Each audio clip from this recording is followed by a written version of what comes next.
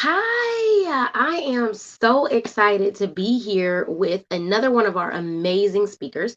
Today I have with me Miss Nneka Hall, and I am more than excited to have her in with us on this chat today. So let me bring in with me today Miss Nneka Hall. Hello, Miss Hall. I'm so glad to have you with us today. Hi, how are you? Great. Thank you so much for joining us And thank you for today having me. as a part of World Breastfeeding Week. I have to say, I am just elated to have such an amazing person as a part of what we do. And having met you some years ago, even reading through your bio, I have to say, my, oh my, oh my, I appreciate you. I appreciate what you've Thank you. done in our community and in our world. My gosh, ma'am, you are Well, really. I'm living Anaya's life, I should say. Mm, wow. Well, let me tell everyone a little bit about you and a bit about World Breastfeeding Week, right? So I have the amazing Nneka Hall here with me. She's a mom of four. Um, and Nneka, is my audio okay? It's I can hear you, but it's like a little feedback coming in. Got you. Let's see what we can do about that. I'm going to shift up a little bit. Is that any better? Yes. Awesome. All right. So Nneka is a mother of four, and she is a whole woman advocate. And so, as a whole woman advocate, she provides personal and virtual support for women through any life phase, which I love. Like, I mostly work with moms who are pregnant, planning, or having babies. And so, it's neat to work with someone who assists in all ranges of. And so dealing mainly also as well with maternal fetal medicine as an advocate. Um, and her primary focus is in infant and maternal mortality. And I met you with your work with Quilt. Mm-hmm. And Quilt stands for Quietly United in Loss Together. And the campaign that you do with that concerning pregnancy and infant loss awareness. Yeah. I had a mom that was dealing with stillbirth, right? Mm-hmm. And I said I never wanted to be in a place where I could not support and assist her well. And so that's what led me to find you and your course that helps us to be educated about how to support mothers Yes. that are facing issues like that. So thank you so much for creating that and allowing us as doulas and health professionals to provide a better safe space for those moms and for the challenges that they're focusing and dealing with that they're dealing with. And so you have done just an amazing amount of work, specifically looking at. I'll share one more thing from your amazing bio um, that you have accomplished in 2019. And of course, I'm going to talk about the fact that um, one of your opportunities, can you guess which one I'm going to talk about that you just recently had a chance to be a part of? Uh, Well, in no. I will say the last 4 years. Last Uh, 4 years. Oh my goodness, I've had so many amazing opportunities. How am I supposed to just choose one? I know. Okay, let's see. Speaking at Harvard. Oh, yes, honey. That's one of the amazing things you've done, I've done including it the youth. twice. I spoke at Harvard this year too, girl. You don't I love it. when they call, you say yes. I Yes. sadly, let me tell you something, and don't judge me, okay? My mother's sister-in-law passed away in February. They kept her They kept her. Well, no, she passed away in January. They held her for a month and decided. Now, mind you, I had been asked to speak in February, the last day, February 28th, at Harvard again. And I kept saying to my mother, Mom, I can do anything except on February 28th. I'm speaking at Harvard again. Right. Because if you say no, they will not call you again. So, okay. February 28th came, my mom and my stepfather and his family, they decided to have the funeral on that day. And I hate to say it, but his family's West Indian. So, they went in church all day long. My mother called me that morning and I said to her, Mom, can you guarantee that I'm going to get to my speaking engagement on time? And she said, well, we'll do our best to sneak out. I said, Mom, I will send a card. I have already sent cards to the family. Please extend whatever condolences you can. That is your sister-in-law. Y'all weren't speaking anyway when she passed. I'm not one for putting on airs, but if I say no to Harvard, they will not call me again. This is the second opportunity. So my mother and I have not spoken since February 28th because I did not go to that funeral. That is perfectly all right. She did not raise me. She's my bio mom. My Nana raised me, and she's here with me. We're taking care. She's 93 years young. She'll be 94 in November. And Yes, my grandmother just turned 91 this week. Isn't it a beautiful thing? I have an uncle who just turned 96 on Saturday. So longevity lasts in our family, and I continue, but yes, when Harvard calls, you come running. Forget about walking, crawling, or anything else. And that was one of the many beautiful opportunities that I have had on this journey. And all I can say is it's because of Anaya. Yes. It's because of Anaya. And you'll excuse my background. I'm hiding in my son's room. This is where I do everything. Yes, we're painting it this week for his birthday. He'll be 20. And I hide in here because the girls are always afraid of what he's doing in here. So they knock before coming in. Yeah. So whenever I need some time or space, I hide in here. But thank you so much for having me. But I've had wonderful, this year alone has been a true blessing, because who would have thought that I'm not, let's just put it out there, I don't care for Trump at all. But I did sit through his State of the Union address. I've had the pleasure of hanging out in the Capitol with my Congresswoman, Ayanna Pressley. I've had the honor of meeting Speaker of the House. I've sat in the same room as the late Congressman Lewis. I've sat in the room with so many wonderful people on this journey. I've been in the room with President and Michelle Obama, 2016. Who would have thought that one little angel baby would afford her mama these opportunities? And through my opportunities, I'm able to pull in everybody I know and connect them to this one or that one or what have you. So she would be turning 10 this year, and I am so grateful to that baby for giving me a new life. I call her birth my rebirth. Oh, wow. Yes. She was born on my birthday. So we share a birthday, which is August 27th. And there's so much. Thank you. Yes, as you said, I have 4, and 3 out of the 4 were August babies. August 9th, August 22nd, and August 27th. And then my rainbow is September 12th. So she got me out of the month of August. So, what do you have me here for? I have 4 by birth and 4 by wedding present, and mine by birth are November December, January, and February.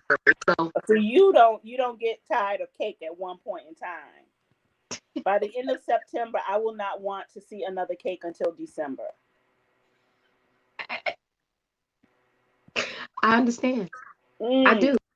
it's a lot. Well, of course, we are here to talk about World Breastfeeding Week. Yes, yes, yes. So it's a full month celebration, but we are focusing on the tenets and things that have been specifically brought up by WABA, which Mm, is going to encourage, right, and help moms to think about how breastfeeding affects the world at yes, large, right? yes, So, very specifically, they are encouraging all of us to inform, to anchor, to engage, and galvanize individuals all around the world to help support breastfeeding.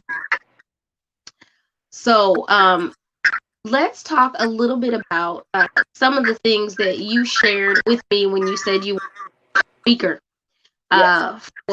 for this. So, I'll say before we get into like the nuts and bolts and nitty gritty, what would be your most fond or funniest memory when it comes to breastfeeding? Oh goodness. Okay.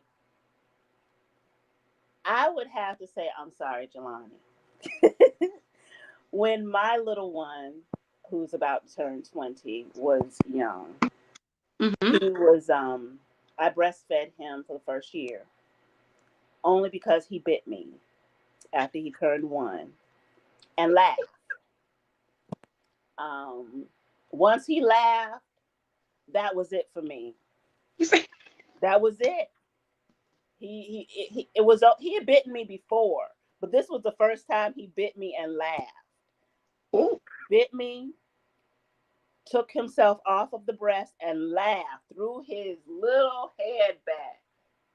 Fat little self. And he's in the room. As I said, I'm in his room. He's off until Wednesday. Um, and he laughed. Chunky. oh He was a no, chunky. And he was one of those babies that was so hurt if mommy would say no when I was trying to wean him. He yes, was, I mean, it was like like somebody was taking candy from a baby. He that's was the one truth of though. those babies that, oh my goodness, he would fight me for my breast. Okay. Yes. Yes. And with my second child, she was born with a congenital heart defect and had to have Okay. open heart surgery when she was 2 weeks old. So, what I did for her was I pumped and added calories by putting a scoop of formula in my breast milk for her for that Mhm. year, that first year. Okay.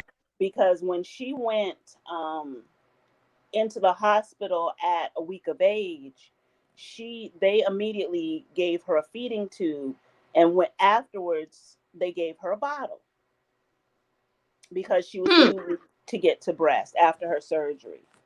Wow. So she never was interested in the breast after that. But I knew the importance of my milk. And Mm-hmm. they insisted on a specialized formula for her. But I knew that she needed my milk to sustain her. This child is healthy. You know, at I age know. 14 going on 15, her heart is 100% healed. Her cardiologist told us when she was 13 that if she did not know her and did not know her story, she would look at her heart and it's healthier than a heart that was born healthy. So that's what mama milk can do. Okay. If I had just Yes. given her the formula and not dumped the formula into my breast milk, we might have had several surgeries by now. I might have a completely different outcome. But Yes. children who are breastfed get all of the antibodies, get all of the wonderful care, get all the nutrients that's needed. Yes.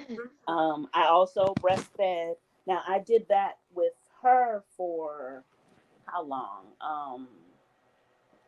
A year and a half. pumped, and eventually at 6 months she switched from the bottle to the cup. And when the cup was introduced, it was still she was still getting breast milk and formula. And then I'd alternate between cow's milk and breast milk when she got older, for the after she turned a year old. Okay. And then with my youngest, I breastfed her until she was 2, and I want to say 2.5. Okay. And the only reason I stopped was because I ended up with an infection in one of my fingers, and the medication did not, Mm. would have been spilled into my breast milk. But that child was my healthiest child until I put her in preschool, of course. And but she never gets sick. She's huge. She was my smallest baby, but at age 5, she's in a size 14. She's the height of an 8-year-old Okay. at age 5, and she's really, really plump. But Wow. I know the baby weight falls off eventually. It does. It does. But dealing with high risk issues. So my Mm-hmm. son had a kidney transplant, and he was Mm-hmm.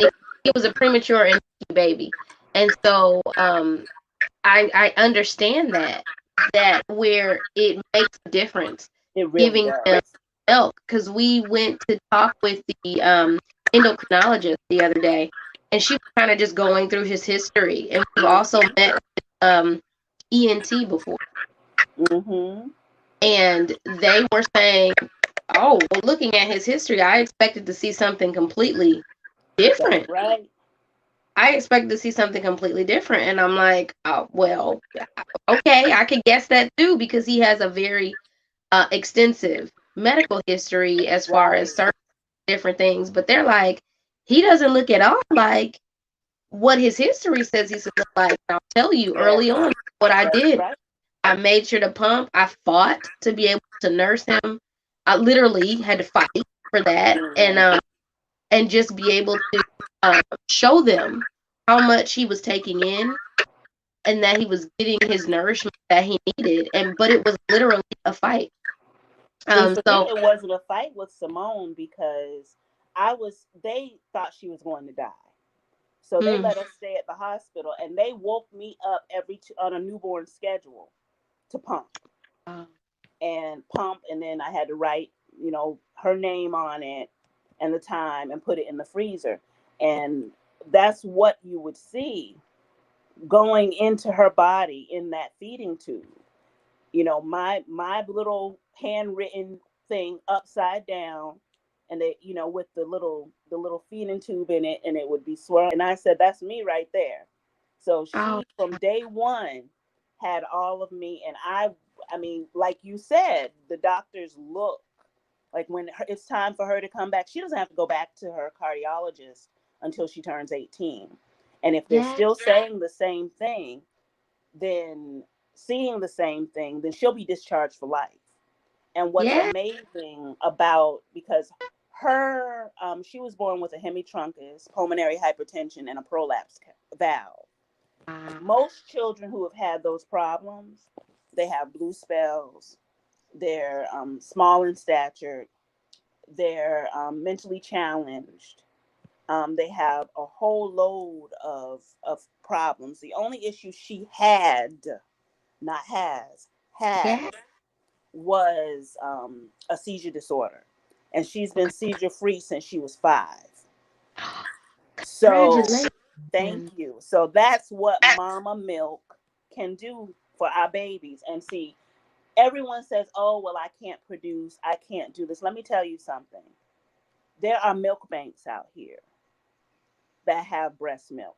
If you don't feel like you're producing enough, and your sister is nursing her baby, say, sis, can you pump some for me to give my baby? There is no shame. If we were good enough to feed white babies, we are definitely great enough to feed our babies.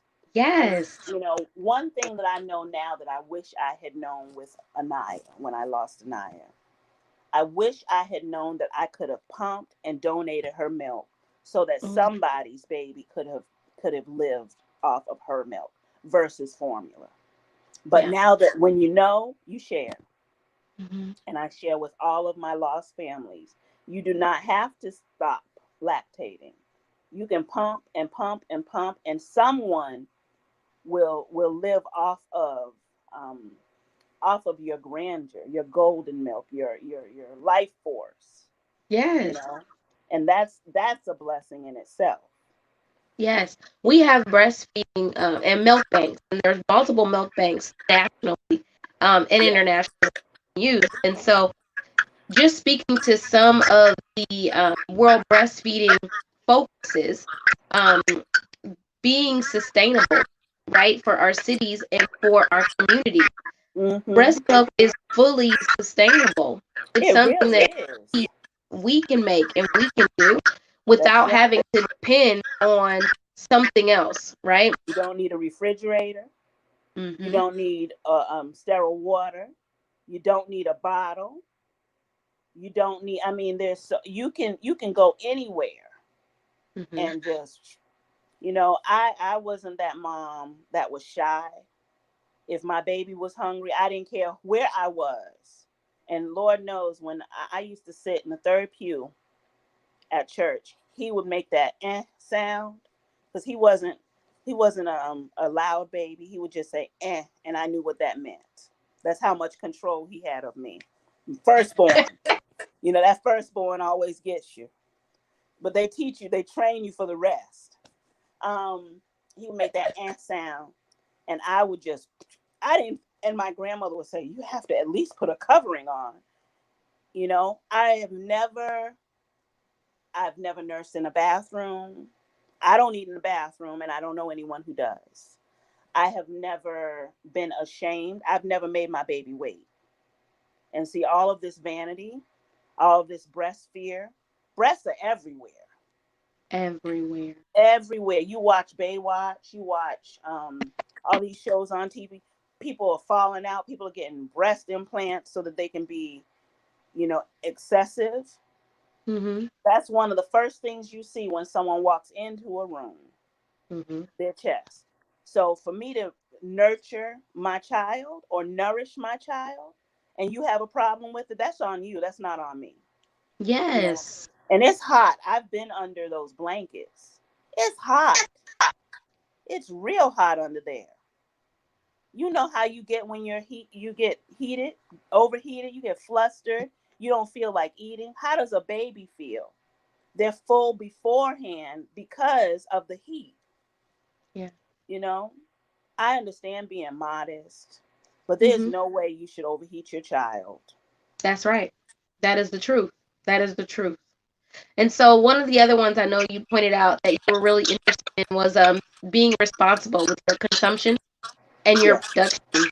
And so Yes. when looking into these different topics that they were thinking of and were talking through for World Breastfeeding, at first I said, "What in the world?" Right? I was like, some of the ways that they were connecting, I had to think through.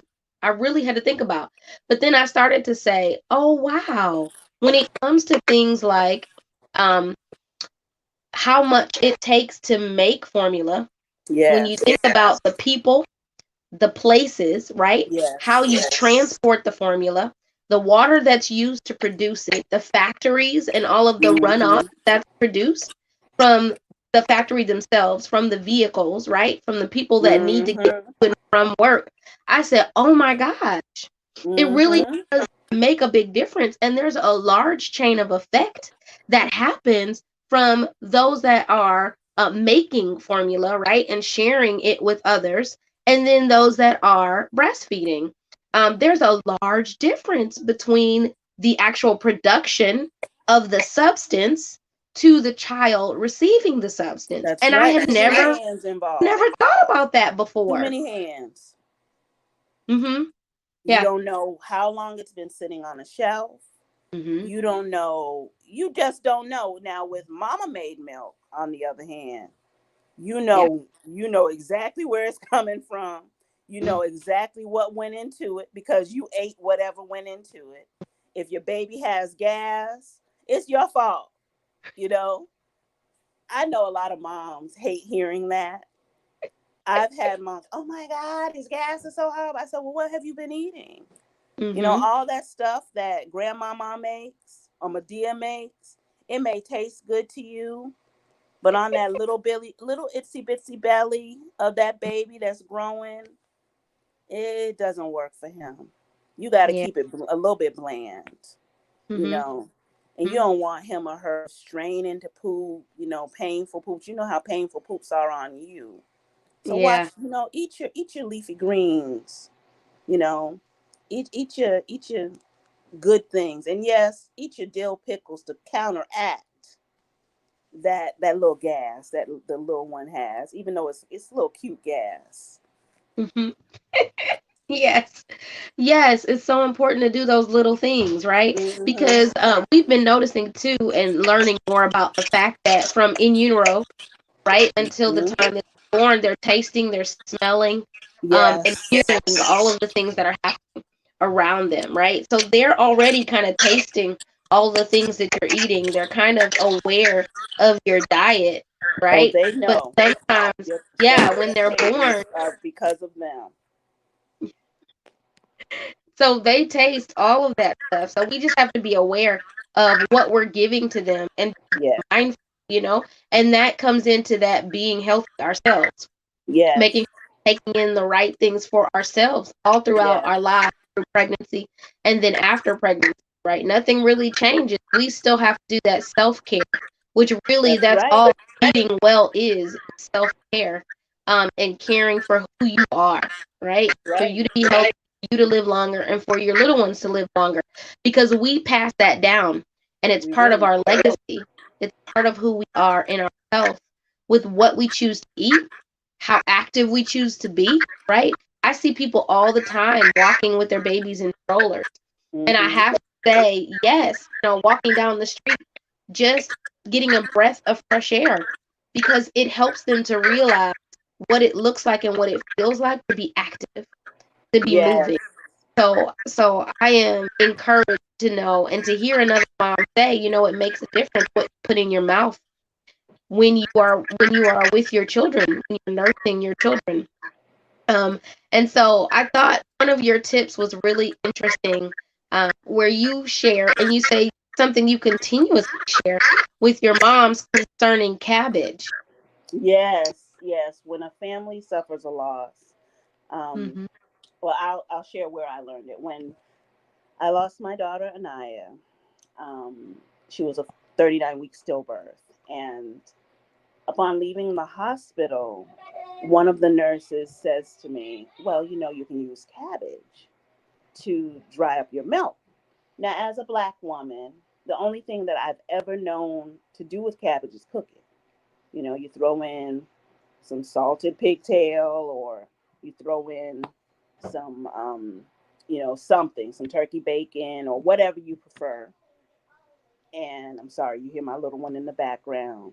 Um, and you cook it, cook it till it's, you get it in there, and then you cut it up, you add your seasonings, and you eat it. Well, me being me and growing up in a family that's from Williamston, North Carolina, I came home and ate pot after pot of cabbage, and eventually became quite engorged. When you eat cabbage, it is a galactagon.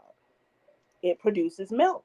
But when you Woohoo! wear the cabbage leaves in your snug fitting bra when you're trying to stop milk, it helps to dry up the milk. Mhm. So I called, after being completely engorged and miserable, why is God doing this to me? Why this? Why doesn't my body automatically know that my baby has passed away? So I called my stepmother, and she said, "Well, baby, you're not supposed to eat the produce. You're supposed to wear the produce." And I said, "Well, that makes no sense. Who in their right mind wears produce?" And lo and behold, she said, well, baby, go get yourself a nice snug bra, one that's a size too small. Or better yet, one that you wore before. Now, there was no way. I went from a 34C to a 44 double D. There was no way the girls were getting into a 34C at that point, especially being engorged. So I found the snuggest bra I could find, put cabbage leaves in them, and waited. But in the meantime, while I was trying to get a little comfort, I did stand in the shower and self hand express milk so that it would be a little bit easier.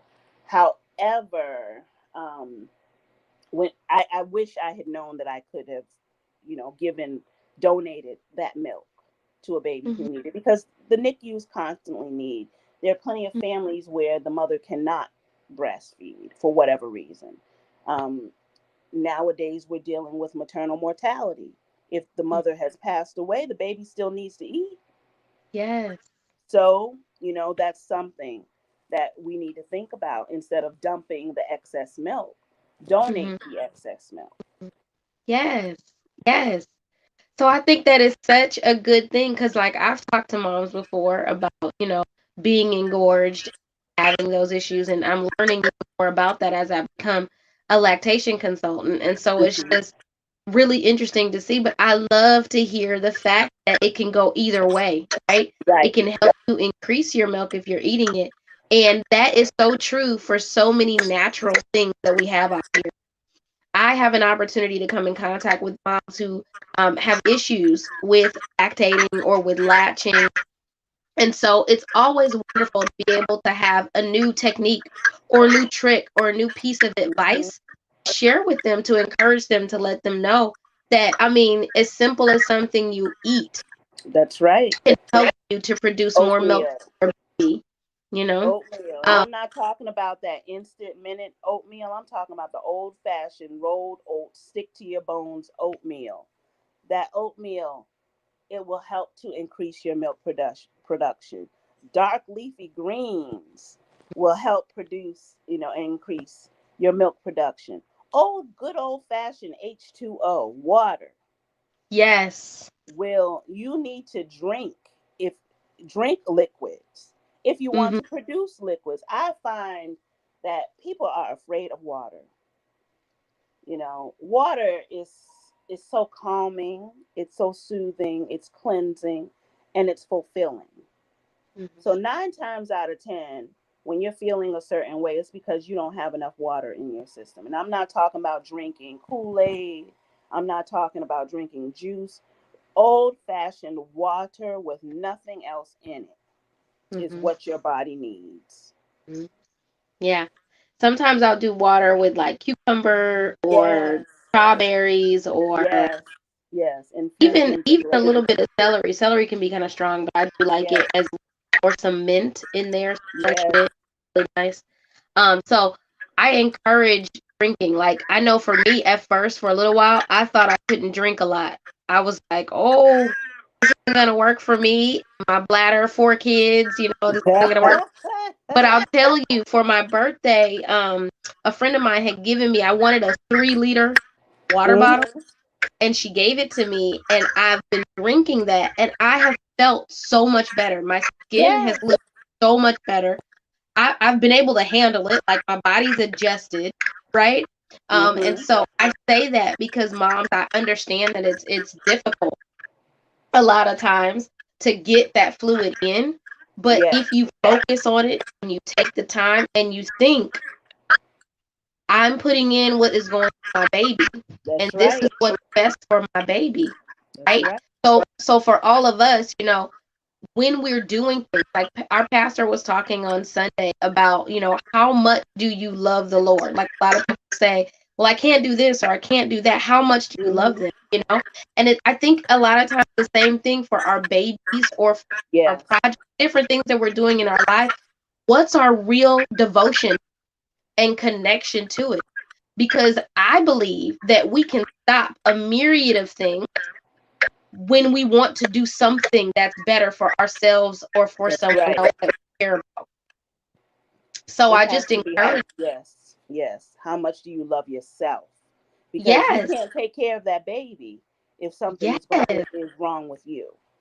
Yes. And So that's true. something that we're always worried about taking care of others and Mm-hmm. forgetting about ourselves or putting ourselves last. We can't do that. I learned that a long time ago.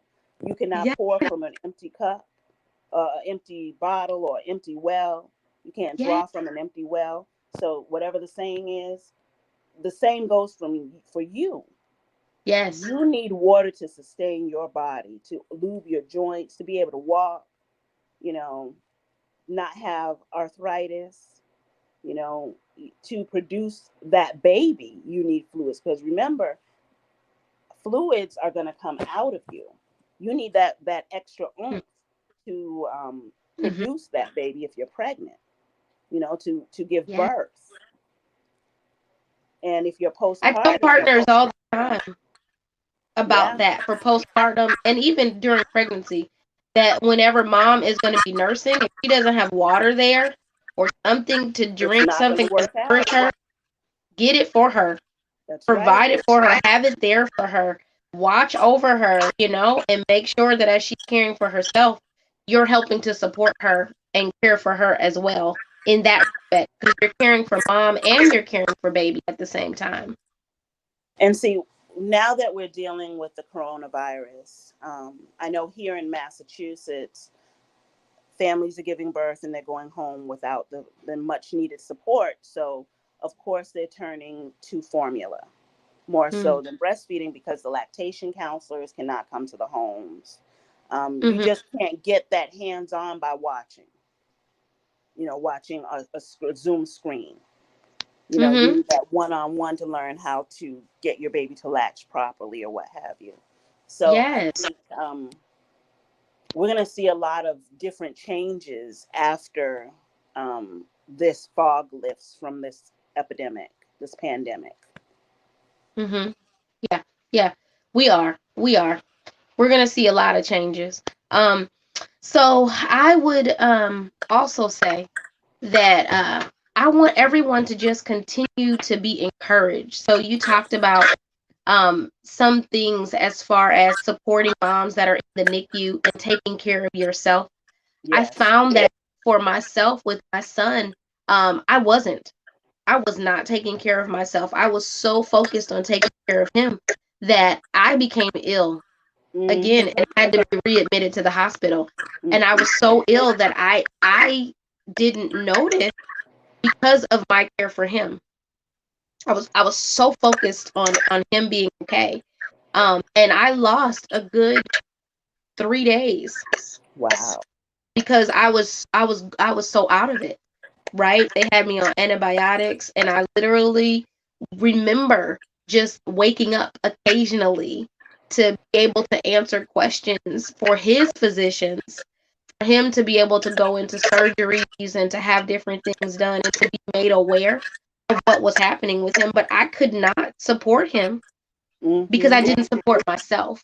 That's right, and that's common when you have a child who's either born prematurely or has an illness when they're born and they're admitted to the NICU. Hmm.